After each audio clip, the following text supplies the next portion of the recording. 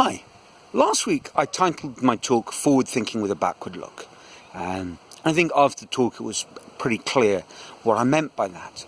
But one of the comments I received suggested that they'd expected the talk to take a slightly different turn. And as it happens, that's what I was planning, the turn they were talking about was what I was planning to talk about today. And the critical idea is this, that I think it's incredibly helpful for us to take time, periodically, not too frequently, to look back at what we've accomplished in the past and where we are now. I showed you my very first sculpture, and of course that's why, one of the multitude of reasons why I've kept it.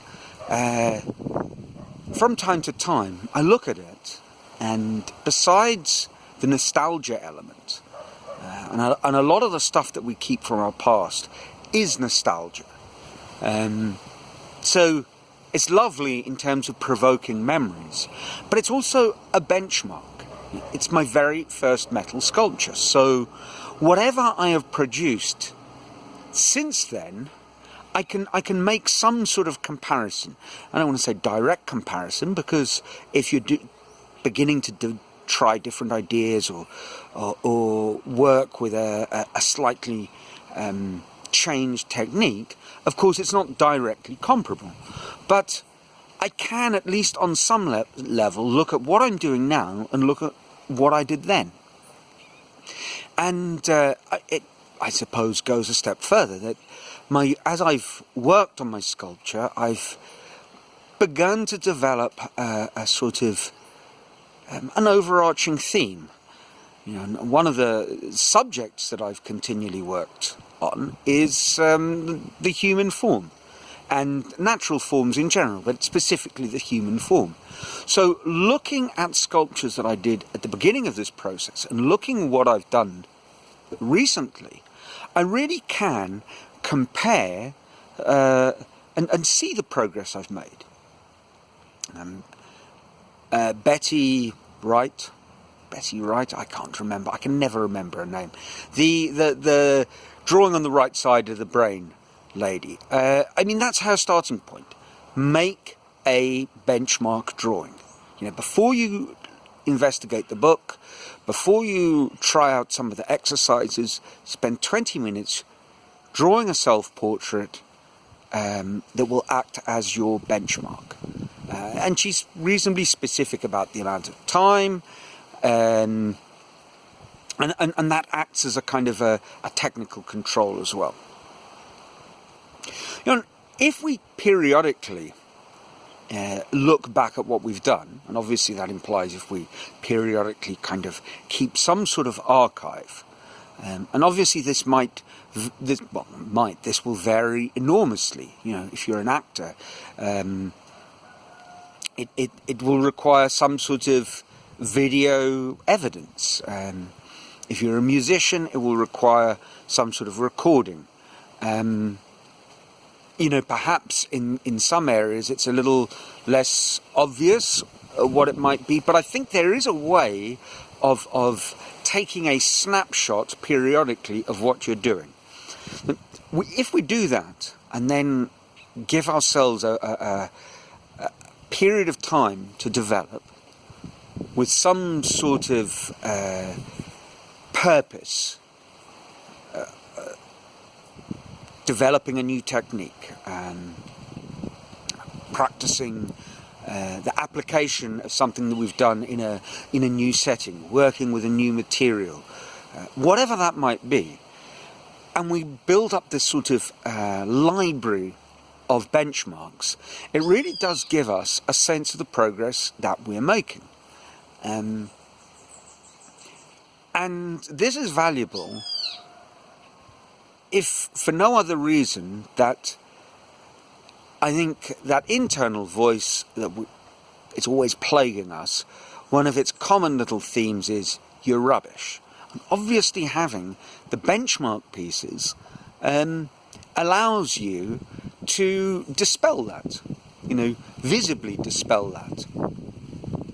You know, I think it also gives you encouragement that when you're at the start of a new cycle in your learning process, you can see where you were before at the start of a process and how far you reached. And I think this is inspiring, irrespective of what sort of technical input you might be getting, whether it's through a mentor or whether it's through instructional videos or books or, whatever kind of skilled backup you're drawing on. You yourself can actually measure at least part of your progress. I don't think this eliminates the need, obviously, for some kind of external validation. I think built into this idea of building up a library of benchmark material over time. Obviously, another element to it would be when you break down the skill that you're trying to develop, as well as breaking it down into bite-sized portions. We need to link those bite-sized portions perhaps to events which will provide the external validation. Now, this kind of looking back on what we've done is very different to, I think, what has become all too common. Because a lot of our record keeping, our registering of where we are in life has become sort of outsourced to a format that really doesn't do this very well. And I'm thinking in particular of things like social media, where we do stuff. But we record it or what we record is rather the experience and how we felt at the time, rather than something that's a little bit more analytical or geared up for future reflection. So I think I'll try and focus on one area. If I think of my sculpture, this idea of making my first sculpture, the process that followed on from that was, and this was something that Marcelo really stressed, was, don't put all your ideas in one piece, don't put all your eggs in one basket, make small variations, work in a series. So, once you develop one piece, the idea was to investigate something that was slightly more planned, and do a number of pieces around that idea. If I think of my wire work, I started by working on a human head, and then I did a bunch of heads.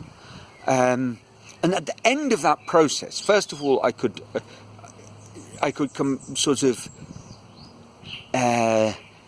pick the best elements from each of them. I was keeping some ideas constant, so it was open to that comparison. Later on, when from time to time, I've moved on, done different things. The dog commission, for example.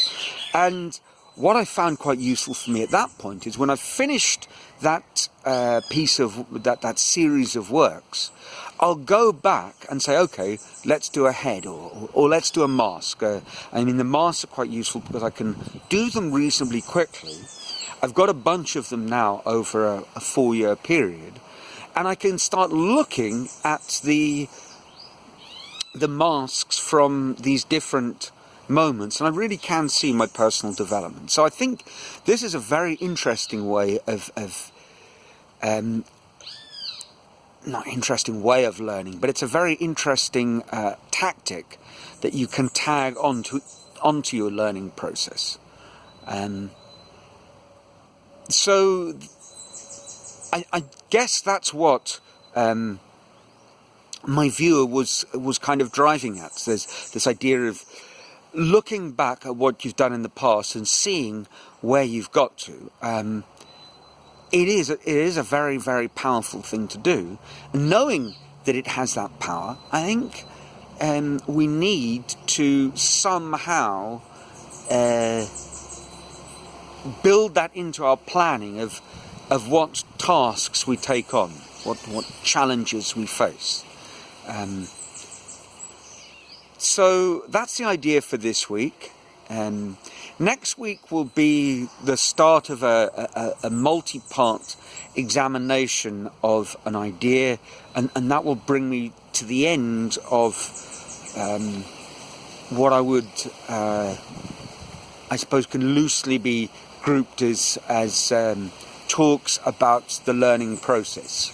And then I'm going to move on to this sort of the final phase in what will eventually be, I think, 3 distinct phases as I see it. Anyway, that's it for this week. As always, love to hear from you. The clouds have moved over, so I'm not sure if the dappled light has enhanced or ruined this video, but it is what it is. I chose the spot not specifically because of the lighting, but very much to avoid ants, and I've more or less managed to do that. So from my sunny and slightly leaf-dappled Brazil, it's ciao.